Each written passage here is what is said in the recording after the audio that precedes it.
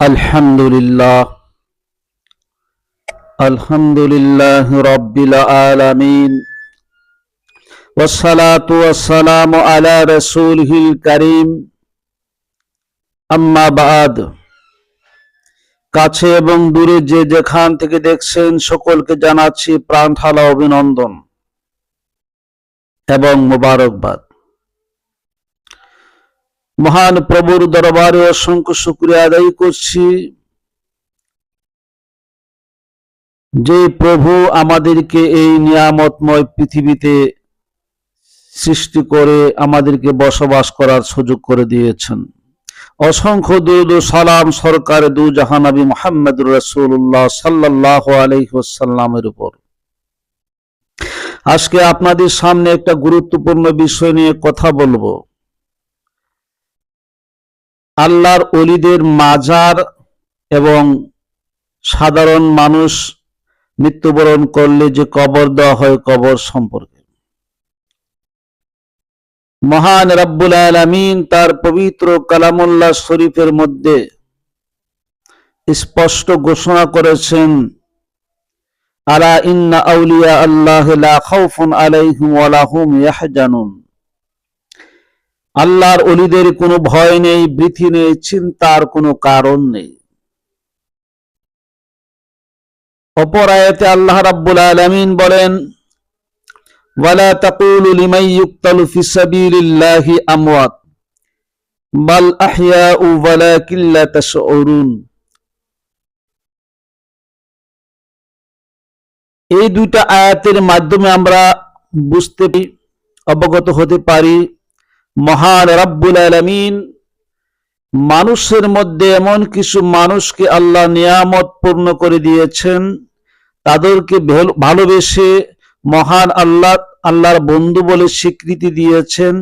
ওই সমস্ত মানুষের কোনো ভয় নাই, কোনো চিন্তার কারণ নাই,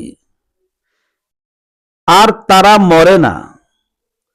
আল্লাহ বলেন, আমার রাস্তায় যারা মৃত্যুবরণ করেছে তোমরা তাদেরকে মৃত বলিও না, বরং তারা জীবিত। ওয়ালাকিন লা তাশউরুন, সেটা তোমরা বুঝো না, তোমাদের চেতনার দ্বারা অনুভব করতে পারো না। আমি আল্লাহ বলছি তারা জীবিত।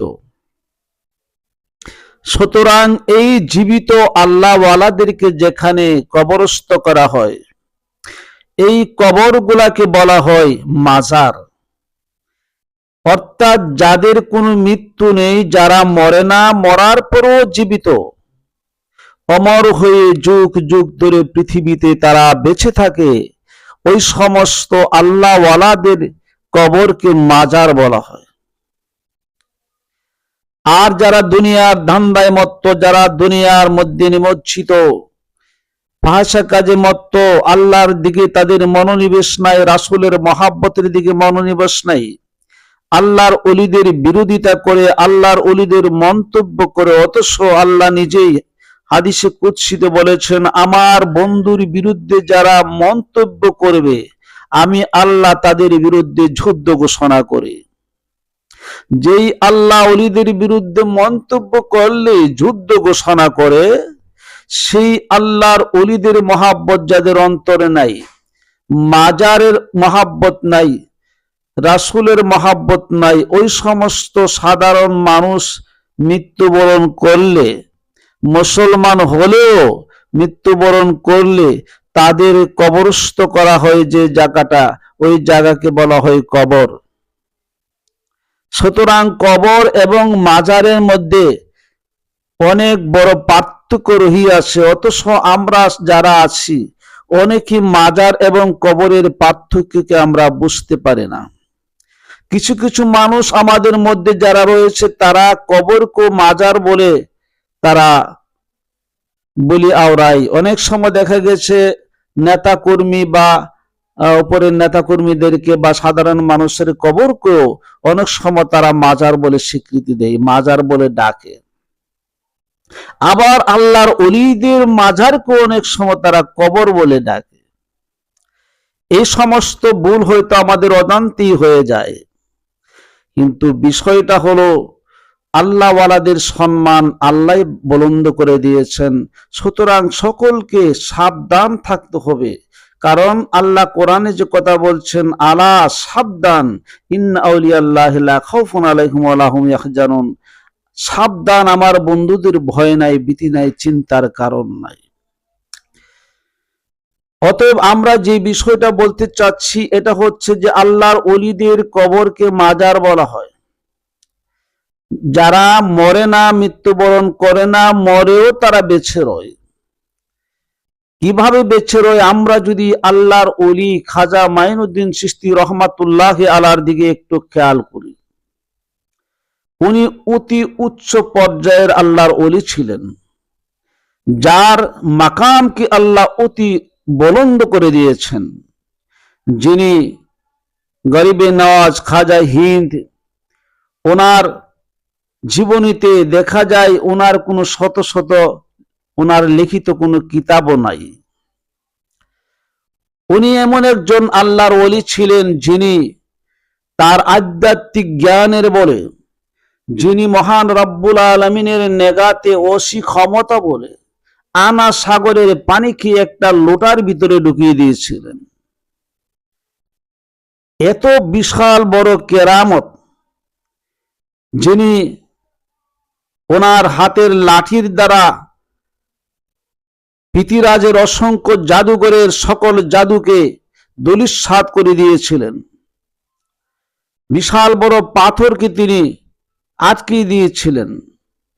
এই সমস্ত ক্ষমতা একমাত্র রাব্বুল আলামিনের মহাব্বতের মানুষকে রাব্বুল আলামিন দিয়ে থাকেন।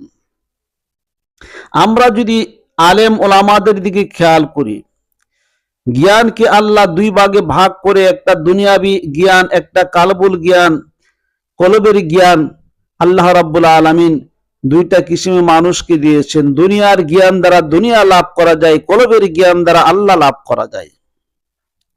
তো খাজা গরিবে নওয়াজ হিন্দের ছিল কলবের জ্ঞান, আধ্যাত্মিক জ্ঞান, যেই জ্ঞানের পাওয়ার ক্ষমতা অতি উঁচু এবং অতি মহান, ঐশী ক্ষমতা বলে তিনি ওই সমস্ত কাজ সাধন করেছেন। তো আমরা খেয়াল করলে দেখি বড় বড় আলেম ওলামারা শত শত কিতাব, হাজার হাজার কিতাব লিখেছেন, সমস্ত পৃথিবীতে মশহুর হয়েছেন, কিন্তু তারা মরে গেলে তাদের কথা কেউ স্মরণে রাখে না। অথচ তাদের দ্বারা এরকম ক্ষমতাশীল পাওয়ার, আনা সাগরের পানিকে লোটার ভিতরে ঢুকিয়ে দেওয়ার মতন যে ক্ষমতা তাদের অর্জন হয় নাই, তাদের মধ্য দিয়ে এগুলি ঘটে নাই, ঘটেছে খাজা গরিবে নওয়াজের মাধ্যমে। এছাড়া আরেকজন আল্লাহ ওলির দিকে আমরা তাকালে দেব, যিনি হচ্ছেন পিরানের পীর দস্তগীর মাহবুব সুবহানি কুতুবে রাব্বানি গাউসে সান্দানি আব্দুল কাদের জিলানী রহমাতুল্লাহ আলাইহি। উনি ওনার জীবনেতে অসংখ্য কেরামত উনি প্রদর্শন করেছেন। আপনারা হয়তো জানেন, উনি একদিন কবরের পাশ দিয়ে যাওয়ার মুহূর্তে কবরবাসীকে ডাক দিলে সমস্ত কবরের যত রুহানি ছিল সকলে জিন্দা হয়ে মাটির উপরে উঠে গিয়েছিল।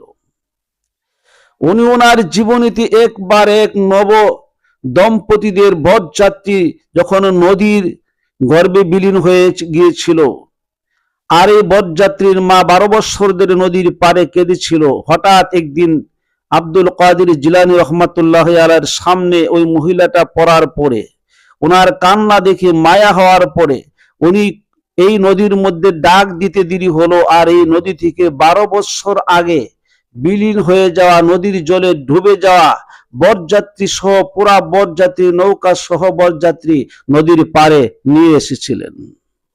এই যে ক্ষমতা, ঐশী পাওয়ার, এইগুলি আধ্যাত্মিক জ্ঞানের বল হয়, আল্লাহর এহসানের দ্বারা হয়, আল্লাহর দয়ার দ্বারা হয়, আল্লাহর মায়ার দ্বারা হয়।